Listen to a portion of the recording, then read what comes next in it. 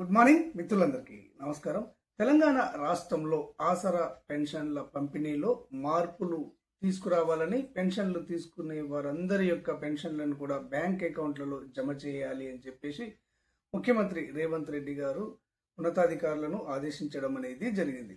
అయితే ఈ బ్యాంక్ అకౌంట్లలో జమ చేసే ప్రక్రియ మొదట 6 జిల్లాల్లోనే మొదలైంది. అంటే ఈ నెల 15వ తారీఖు వరకు పైలట్ ప్రాజెక్టుగా తీసుకున్నటువంటి ఖమ్మం జిల్లా, భద్రాద్రి కొత్తగూడెం, పెద్దపల్లి, తర్వాత కరీంనగర్, సిరిసిల్ల, జగిత్యాల ఈ 6 జిల్లాల్లో మాత్రమే ఈ పెన్షన్దారుల యొక్క పెన్షన్లను బ్యాంక్ అకౌంట్లలో జమ చేయడం అనేది జరుగుతుంది. ఈ ప్రక్రియ ఈ నెల 15 వరకు కొనసాగుతుంది.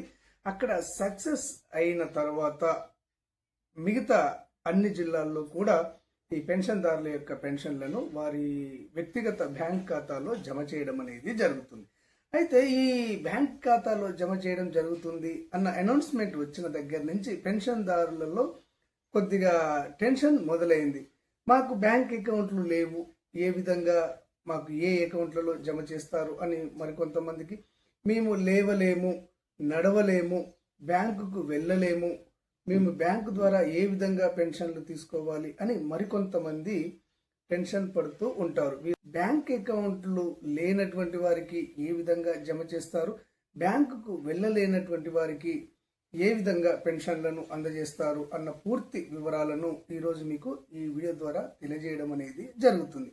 ఈ ఆసరా పెన్షన్లకు సంబంధించి ఎలాంటి లేటెస్ట్ అప్డేట్ వచ్చినా కానీ ఆ అప్డేట్ వివరాలు ఉన్నది ఉన్నట్టుగా మీకు తెలియజేయడం అనేది జరుగుతుంది. ఈ సమాచారం మీ మొబైల్లో రావాలి అంటే, మీకు తెలియాలి అంటే తప్పకుండా అంతర్నేత్ర ఛానల్ను సబ్స్క్రైబ్ చేసుకోండి. ఇక వివరాల్లోకి వెళ్ళినట్లయితే ఉన్నతాధికారులు తెలియజేస్తున్నది ఏంటి అంటే, ఇప్పుడు వృద్ధులకు బ్యాంక్ అకౌంట్లు ఓపెన్ చేయడంలో ఇబ్బందులు ఎదురైతే ఎవరైతే పోస్టల్ డిపార్ట్మెంట్ ద్వారా వేలిముద్రలు వేసి నగదును తీసుకుంటున్నారో వారికి అదే పోస్ట్ ఆఫీసులో అకౌంట్ను ఓపెన్ చేసి ఆ అకౌంట్లో ఇక్కడ వారి పెన్షన్ను జమ చేయడం జరుగుతుంది అని ఉన్నతాధికారులు తెలియజేయడం అనేది జరుగుతుంది. అంటే బ్యాంక్ అకౌంట్లు ఉన్నటువంటి వారికి వారి అకౌంట్లలో జమ చేయడం అనేది జరుగుతుంది.